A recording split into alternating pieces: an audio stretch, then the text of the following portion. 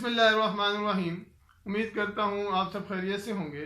कुछ दोस्त अहबाब ने इस मसले की जब निशानदेही कराई है कि सेक्शन याद नहीं रह पाते।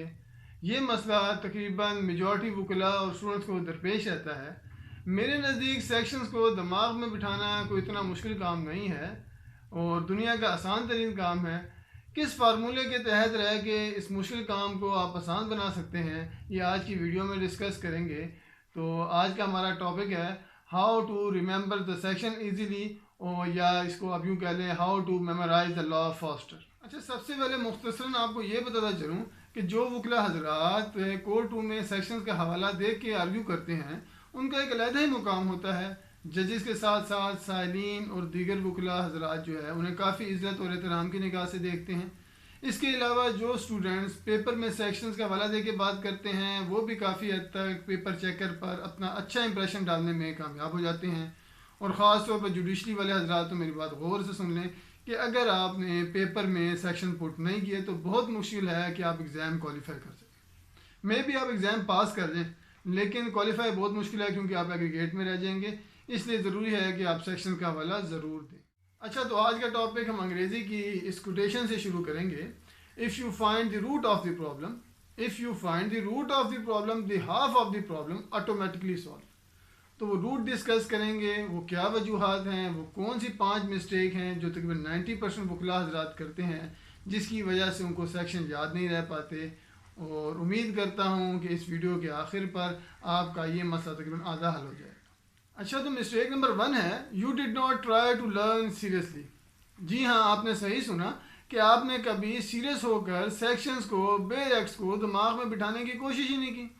अब कुछ दोस्त आप ये सोचे होंगे कि क्या फजूल और अहमकाना बात की है। तो हजूर वाला जो अगली 4 मिस्टेक, जो 4 बातें मैं बताने जा रहा हूँ, अगर वो दुरुस्त निकली और आप में पाएगी तो इस मिस्टेक को भी खुले दिल से तस्लीम कर लीजिएगा, क्योंकि correction of mistake is the first step to word learning. अब फैसला आप पर है। और मिस्टेक नंबर 2 है buy and read with own bare act. अच्छा, इस बात की अफादियत से हफाज़े कराम बखूबी वाकिफ़ होंगे। अक्सर दोस्त मुझसे ये सवाल करते हैं कि तुम्हें सेक्शंस किस तरह याद रह जाते हैं जबकि हमारे तो दिमाग से निकल जाते हैं। तो मेरा उनसे पहला सवाल ये होता है कि आपके पास हार्ड शेप में बेरक्स पड़े हुए हैं? तो 90% का जवाब मुझे यही सुनने को मिलता है कि नहीं। तो मुझे उनकी मासूमियत पर हंसी भी आ रही होती है, रोने का दिल भी कर रहा होता है कि जब आपके पास बेरक्स ही नहीं है तो आपको सेक्शंस किस तरह याद रहेंगे।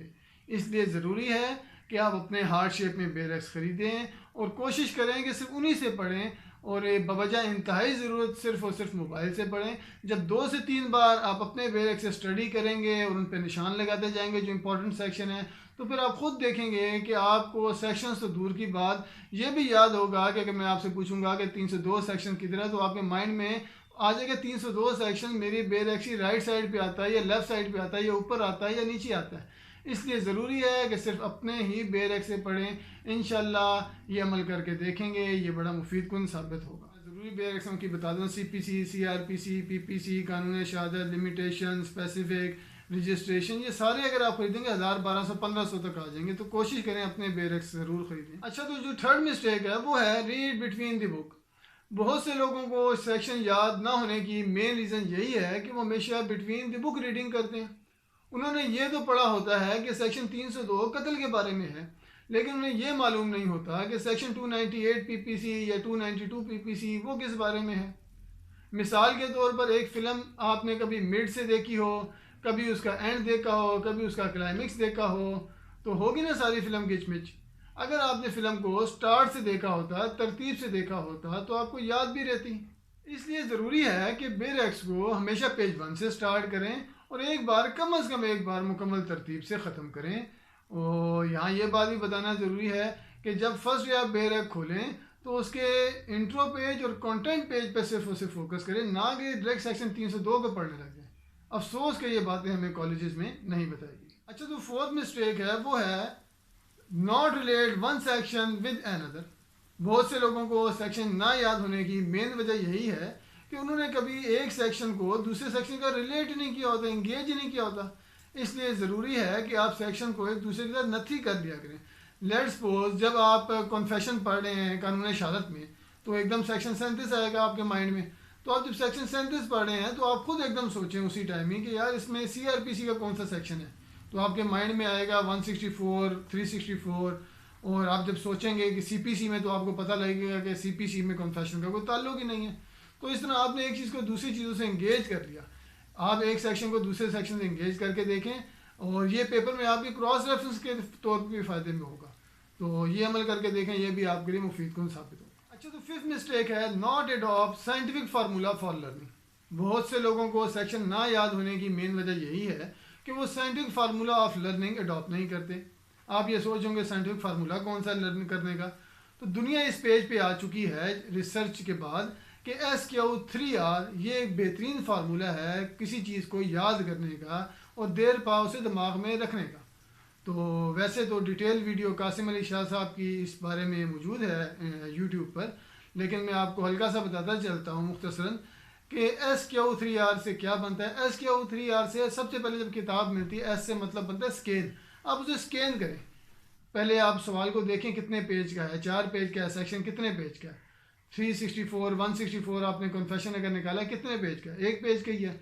फिर क्वेश्चनिंग करें कि हाँ जी अपने आप से, यार ये जो 364 में बयान कौन ले सकता है, मजिस्ट्रेट ले सकता है, किस क्लास का मजिस्ट्रेट होना चाहिए, first class, second class, third class.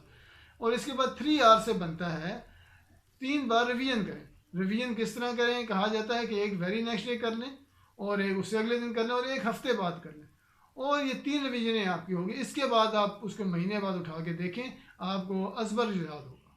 उम्मीद करता हूँ कि इस वीडियो को देखने के बाद आप अपने ही बेरक से ज़्यादातर कोशिश करेंगे पढ़ने की, और एक बार कम से कम बेरक को स्टार्ट से लेके चलेंगे, और एक सेक्शन को दूसरे के साथ रिलेट कर लिया करेंगे, और इसके अलावा जो बहुत ज़रूरी है SQ3R के फार्मूले पर अमल करेंगे। इंशाल्लाह जब ये सारे काम आप करेंगे तो सेक्शन याद करना आपके लिए बाएं हाथ का खेल होगा। और आखिर में आपको ये कहता चलूँ कि अगर आपको वीडियो पसंद आई है तो ज़रूर इस चैनल को सब्सक्राइब कीजिएगा, इससे थोड़ी सी हौसला अफजाई हो जाएगी। उम्मीद करता हूँ कि जब आपको सेक्शन याद होना शुरू हो जाएंगे और दिमाग में बैठना शुरू हो जाएंगे तो ज़रूर दुआओं में याद रखेंगे। शुक्रिया।